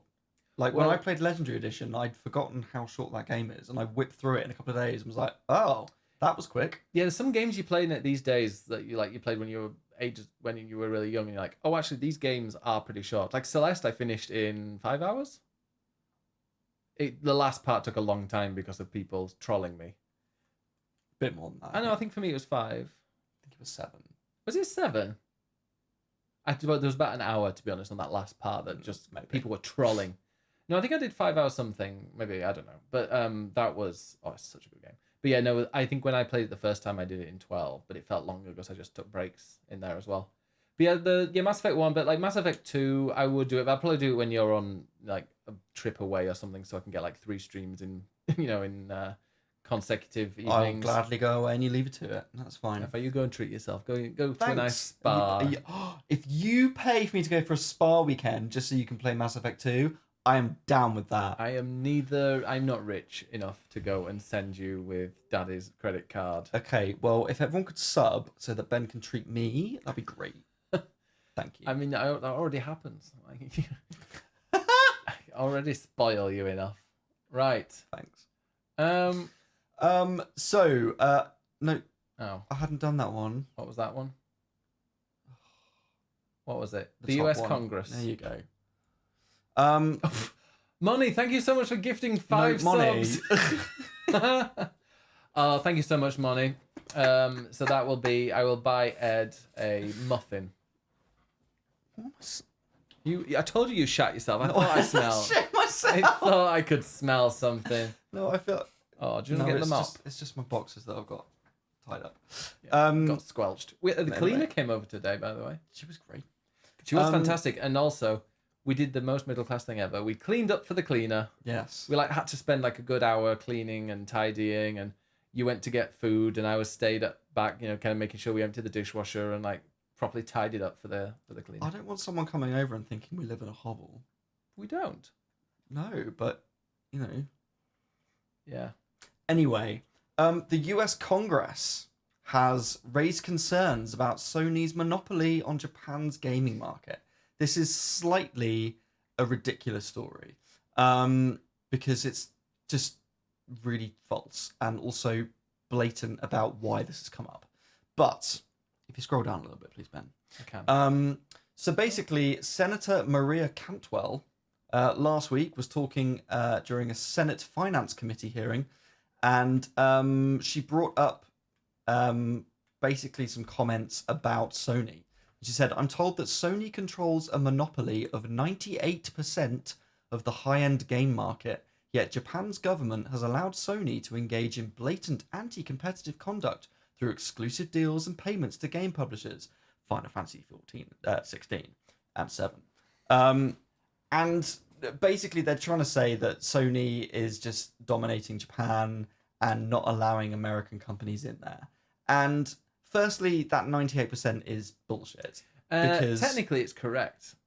Because it's high-end game market, which apparently Nintendo Switches don't count as high-end. It also doesn't include mobile, and it doesn't include PC. So it's pretty much Xbox versus PlayStation, and PlayStation wins. Quite clearly. And yes, PlayStation wins. But then, actually, if you look at that, Nintendo kicked the shit out of Sony. Because Nintendo, until only very recently, have had the Switch as the number one console for months and months and months.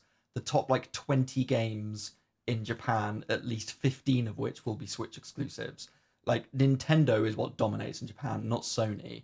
And it's so obvious that this has come up at a time when Microsoft are trying to buy Activision Blizzard, and it's the whole Sony Microsoft thing and anti-competition. And this came up, basically it's sort of come up with other letters from politicians who are trying to push this through to whoever in trade in America. And Microsoft have admitted that they have spoken to Congress about issues, even though not directly this. I think if you look up Cantwell, she has basically been paid a load of money by Microsoft. Well, okay, so I had a look at that. Apparently, she's been paid a lot of money, like $500,000 or whatever, over like the space of 7 years or whatever. But apparently, Microsoft headquarters or something are in her constituency. So I wonder why she is concerned about this. Yeah, but also it means that like a lot of people that have like donated to her campaign and work for Microsoft, I think they have to like register where they work. So it could be just a lot of people, a lot of employees donate for her. Because I mean, if you're going to be working from, I don't know if you're going to be working for Microsoft, you are more liberal or whatever. But you know, like you're probably going to be a bit younger, and they tend to be a bit more whatever. But yeah, it is potentially that if you want to find a kind of a reason why she might have a few more donations from people that work for Microsoft, but it is very shady, and also it's bollocks what she's saying. Yeah, it's not bollocks. It's one of those technically trues. Well, it's not, because she says high-end gaming market. What does that mean? So apparently Sony came up with that. Someone said that Sony came up with that phrase to kind of have a go at. They used that phrase when they were trying to stop the Activision Blizzard takeover by Microsoft. So apparently they've used that phrase to get back. It's ridiculous. I would imagine she probably knows nothing about gaming, and someone just slipped her a note and said, you should talk about this and bring it up. Yeah. So that now Microsoft versus Sony becomes discussed in US Congress, and it's ridiculous.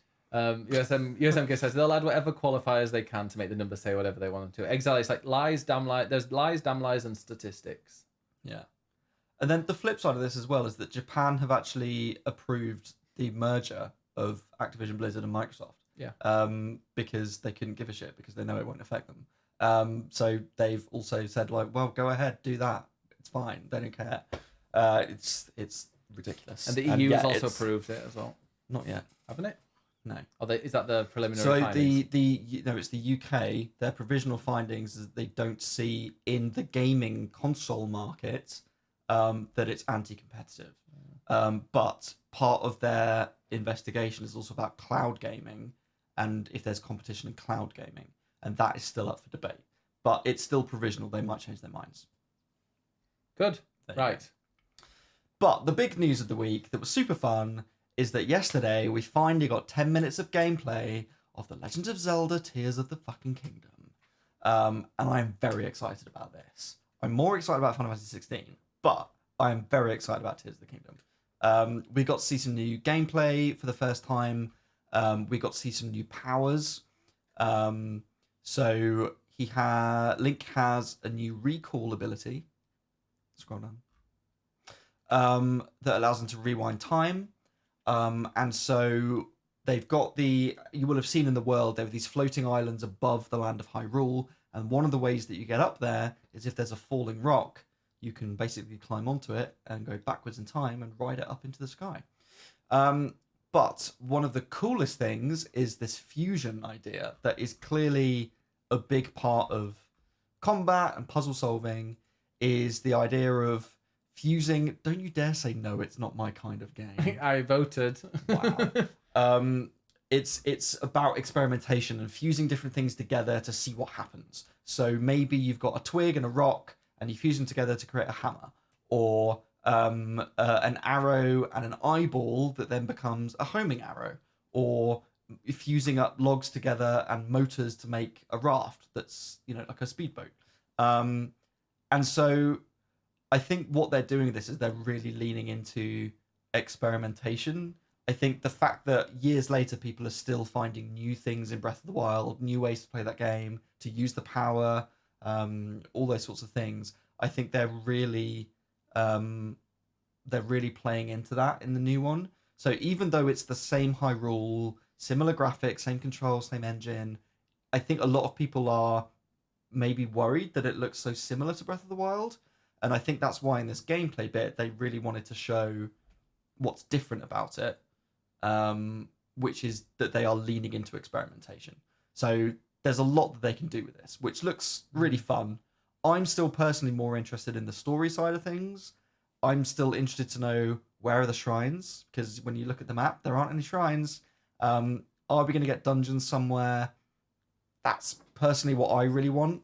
But I think there are some very interesting implications in Fusion.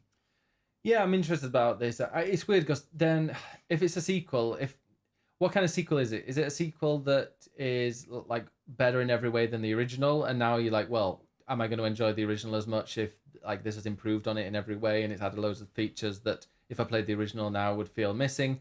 Or is it kind of like the next iteration and you're like, well, things haven't changed as much. There's not as much of a difference. It feels like DLC. So I'm hoping that it's really good. I mean, I'm mainly excited about Final Fantasy 16 more than anything, but I'm really loving playing Breath of the Wild right now. So will playing this immediately afterwards, which it's probably going to be, will that make me kind of, oh, I've already played loads of this, or why did I waste my time with Breath of the Wild because this game is better in every way? I think in some ways this is going to be a bit like what we were saying with Octopath, which also I think is going to be very similar to Mario Galaxy. Now I haven't played Mario Galaxy 2, and not that many people did, but people who did play it all say that Mario Galaxy 2 is way better than Mario Galaxy, but they are incredibly similar games. It's just that 2 took everything 1 did and just made it a bit better. Yeah. And I think from what we were talking about Octopath, we haven't played the first one, but it seems like reviews are saying that 2 takes everything the first one did, does it better. So it doesn't have the originality and the sort of initial wow factor, but once you get into it, you're like, actually, this is way better. And I think this might have a similar thing to it. It's not going to have the originality factor of, oh, it's open world Zelda, but I think the fuse idea is enough of an interesting gimmick that it will give it its own feel. One of the things that's really struck me about it is just the sort of verticality. So, it's not just the world, it's then the world above the world. And the fact that you can just freely go between them, the fact that you can go up with the rocks or you can fall back down again. If you fall off as they showed, if you fall off one of the islands, you just fall to the ground. Like it's completely integrated, like these sort of 2 levels really. Or things like the ability to essentially swim through mountains. So if you want to get to the top of a mountain, you can just go into a cave at the bottom and then sort of swim up basically to the top of it, which means you don't have to climb as much. And even with the vehicles, you then see like flying ships where you're flying across the sky. Like there's just such a sense of verticality to everything they're doing. So it's almost like an extra dimension. It's 3D, but then it's like going upwards as well that you don't do enough of. So I think it looks great. Like, yeah, it doesn't have the wow factor, but I think that they've also dabbled in enough bits of interesting lore. They're showing now like Zonai charge. What's there's that so much about? that they've not mentioned, and that's what they were like when Breath of the Wild was announced and stuff.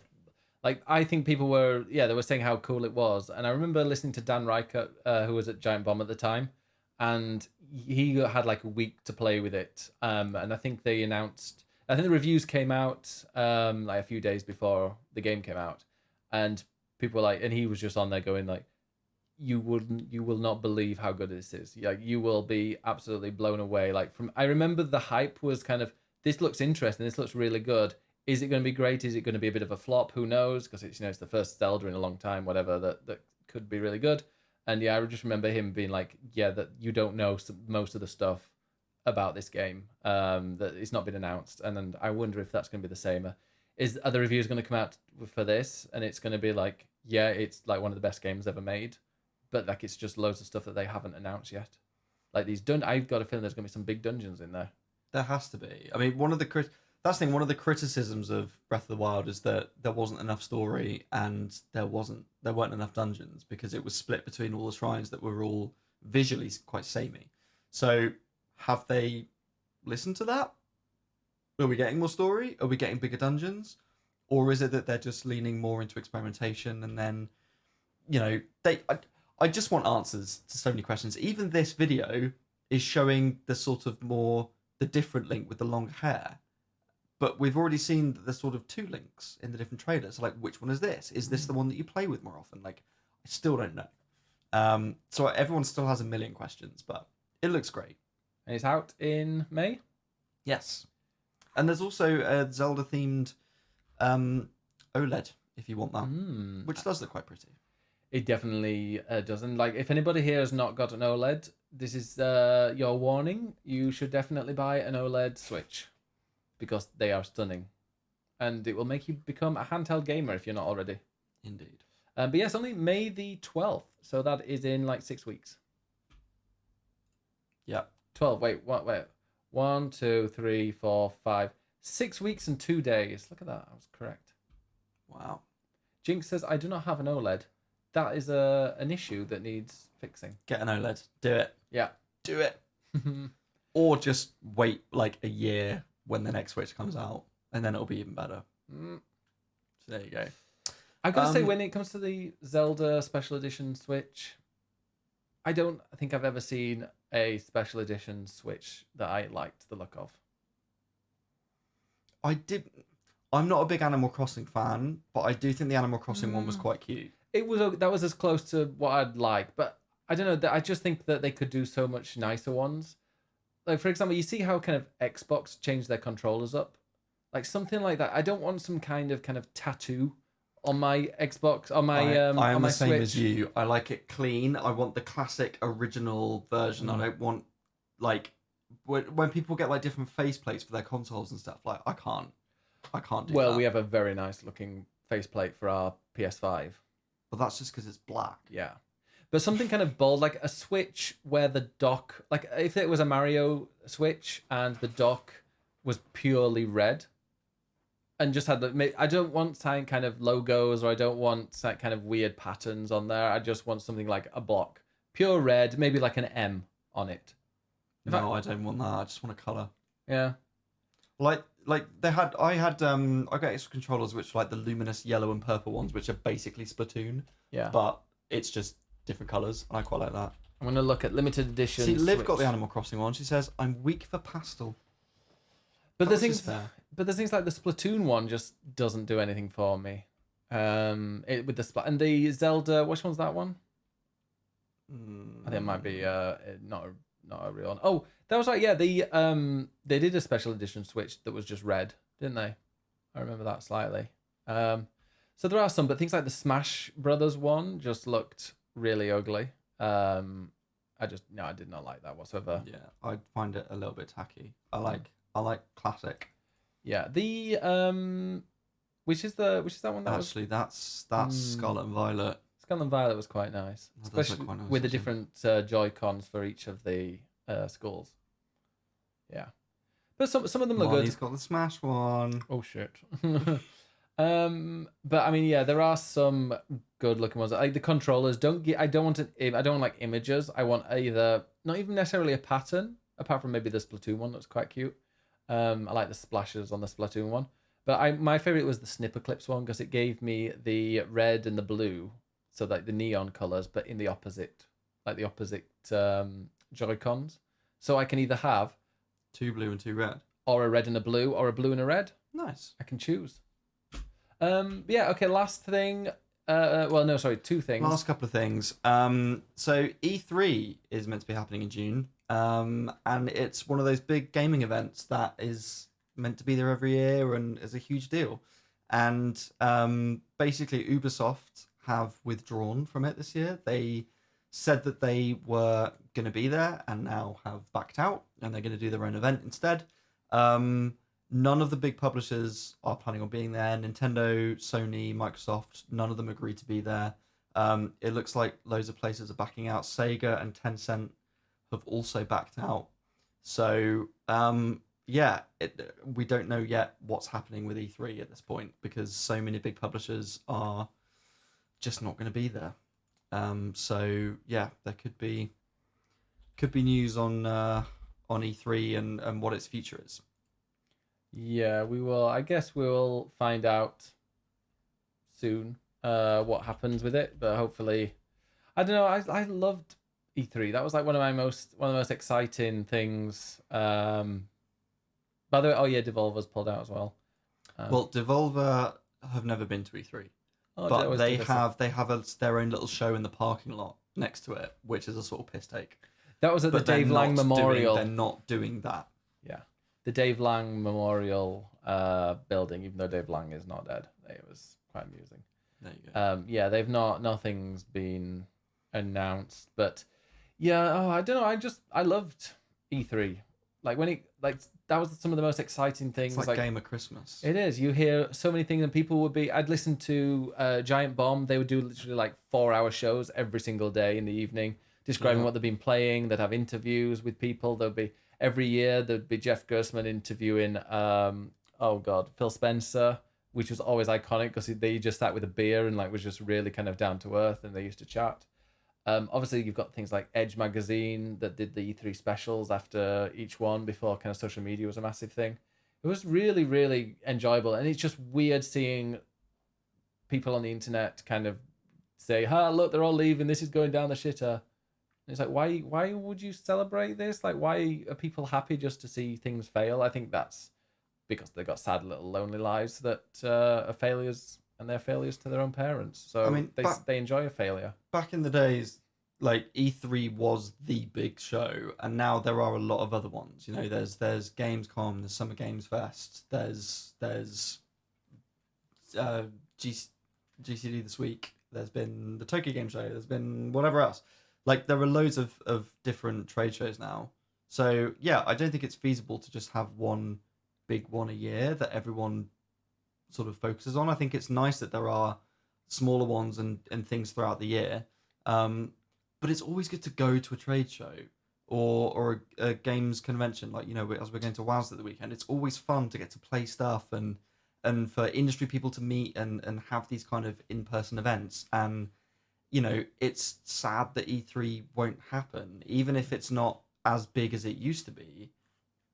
It's still great to like have a trade show where new things are shown, and it's an opportunity for people to meet up and do stuff. And these trade shows, you're going to get people who they're going to have like builds of games that are not suitable to show just the general public, because people look at it and go, "Oh, this is terrible. Look at all the glitches in it." And it's like, no, because you play it to somebody who's in the industry and understands that it's like a pre-alpha build, and you can see the concept of what they're going, and you know that it's going to probably be changed later. So you're not just going to badmouth it. They have that kind of ability to play that. But now when it's all kind of entirely produced by them, like, yeah, here's 20 minutes of the latest games that are coming out on Nintendo, you don't get a chance to ask any questions. You don't get a chance to kind of play some builds for it, so you can kind of give some extra reporting to the people that might be reading your website or listening to your podcast. It's just very much kind of like, this is exactly what we want to put out, and not a thing more. And whereas in like, when E3 is there, people have been booked to have like special presentations and preview and being able to play bits kind of like from the moment the trade show's doors open to like the moment it closes. So that's kind of sad, because I used to hunt around and, what games have people been playing when they've been there? I want to go and like listen to or go and read my favorite journalists or my favorite sites to kind of find out what little things that they've found and discovered. But Gamescom's still there. I'm going to be at Gamescom this year. Gamescom, lucky you. Yeah, Cologne. I'm going to go to Germany for the first time, and also TwitchCon, and then WAS at the weekend. Yeah. Sprechen Sie Deutsch? Ja, bitte. Yeah. Sure. Yeah. Okay, final thing. The final bit of news is just that the PlayStation monthly games have been announced. So one of them is Meet Your Maker, which is the new game from Behavior, DBD's developer, which is like a sort of building raiding thing, which looks like it might be quite fun. Scroll down. There is Tales of Iron, which is sort of fantasy thing, which might be quite fun. And there's also Sackboy: A Big Adventure. Yes, I don't know if I've mentioned this before on the podcast, but I've wanted to play it for so long. I've wanted to play it since I finished Astrobot, because I was like, I loved Astrobot when that's the one, Astrobot, Astro's Playroom. No. Astro's Playroom is PS5. PS5, yeah. I played Astro's Playroom on PS5 and finished it and was like, oh, that was just perfect. I want more of like another platformer. And then I saw Sackboy, and I was like, ooh, I'm not quite ready to to spend £60 on something that's possibly similar, like another similar platformer. But I was like, I bet one day it'll come to PS Plus.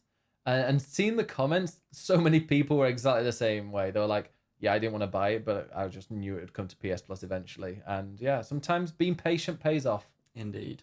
So so Sackboy, if you don't know, is the mascot from Little Big Planet, which is, well, there were 3 Little Big Planets. They were great 2D platformers, and you could make your own levels by Media Molecule.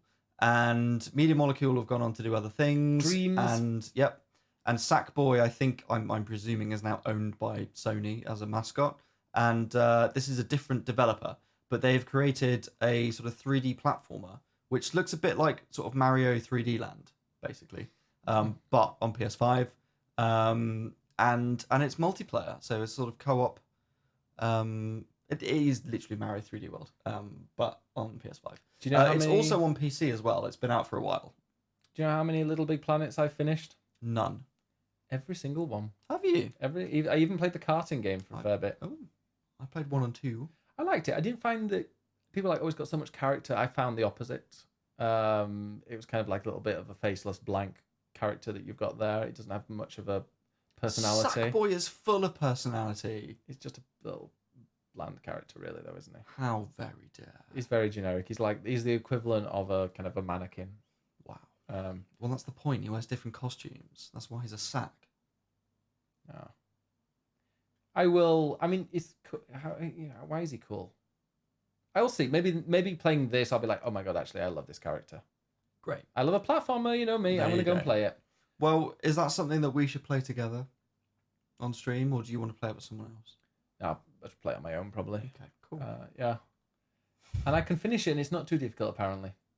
But the clues just said about regarding isn't PAX like that too? Like they have new games showcased there too. They do, but unfortunately, like they let the Great Unwashed play those games. I'm just talking about like games that are kind of like E3 didn't have the public, like the public weren't even allowed to like be part of E3 until like a year or two before it shut down because it ran out of money.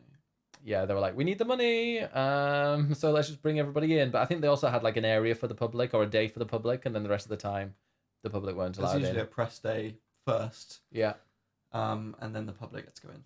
So yeah, that was the thing. But yeah, no, I mean, honestly, go and listen to kind of Giant Bomb's E3 kind of events, the way that they covered it and their podcast. It was good memories, very good memories.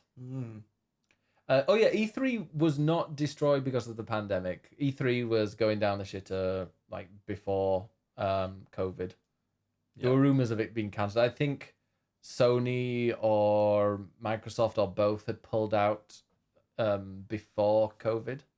Nintendo started doing their directs, and then but they did it at the same time. They did it like it wasn't part of E3, was it? But they did it at that time because they knew that was the time that they do it. Well, they would still show games at E3, but I think for them, like I remember when Breath of the Wild was coming out, like that was the only game they had, so they had a whole section just for that one game because that's all they had to show off. Yeah. Which I mean, why would you need anything more? But yeah. Anyway, that was the news. News. Money says you always have such shit controversial opinions. They're just different opinions, Money. They're just different. You need to learn and be more accepting of people with other opinions. If only she was. What? Your opinions are wrong. Right, yeah. So that is it. We had quite a long podcast today, 1 hour 45. So go on then. Tell us, where can we find you? We're not doing a quick look this week because it's been a bit hectic and we only just started at 8:30 because Ed poisoned us. I did not poison us. I'll have you know that HelloFresh said that dinner would take 30 minutes and it definitely didn't. It took an hour because potatoes take a while. So that's why. And then you decided to go shit yourself, so don't blame me for that. You can follow me at ed_nights on Twitch and on Twitter. And you can find me at Biggest Bennis on Twitch and Instagram, and at Biggest Bennis 1 on Twitter. I've got to use my Instagram now. I haven't uploaded anything in forever, but yeah. But you can also, do you know where else you can find me? At WASD on Saturday, I'm going to be part of a Jackbox panel with 7 other content creators, including the wonderful, wonderful Geeky Cassie and Dona Tart and Maragnetic and a bunch of other people who I'm looking forward to meeting and losing to in Jackbox. It's going to be just so much fun. So that will be, I'm not sure, I'll post it in the Discord where you can watch that. I don't know if it's going to be like on the front page of Twitch or whatnot. It's been retweeted by Wazd and various things. So we will see. I'm going to be laughing in the audience. Good. Laughing at you, and I hope you lose. Well, it'd be a weird feeling to lose. How does it feel? On that note, where can we find Swapping Joysticks episodes? At swappingjoysticks.com. Also across all of your favourite podcast hosting sites and platforms. And follow us on you can Twitter. Follow us on Twitter at swapjoysticks. Well, you know it. Of course I know it. Good. At swapjoysticks. Go follow us there. And also check us out on YouTube. And we've got all the old podcasts on there and plenty of quick looks, which we're not doing today, but there are loads of other ones you can go and check out. Do you know what quick look I want to do at some point? What's that? Me and you playing Madden with like Yuffie teaching us about American football, or Mr. Yuffie on screen, Twitch guest star, teach us the rules of American football. Now, I've actually watched a bit of American football, so I'm not completely oblivious. Oh, I've absolutely no idea. Really? No, I haven't a single clue. Oh, I'm not totally oblivious to what the rules are. Well, maybe you can. But feel free to teach me then. Okay, great. Because I have no idea. Well, if people have ideas as well for quick looks you want to see or games you want us to play, then let us know. Go to the Discord and let us know. And we will consider. Yuffie says we'd be up for it. Deal. We'll get that organised. Right. Perfect. And then I can teach you about cricket. We can play a cricket game. No. End the stream. I can do that. I can do that. I can do that. Cricket's fantastic. Cricket's the worst sport in life.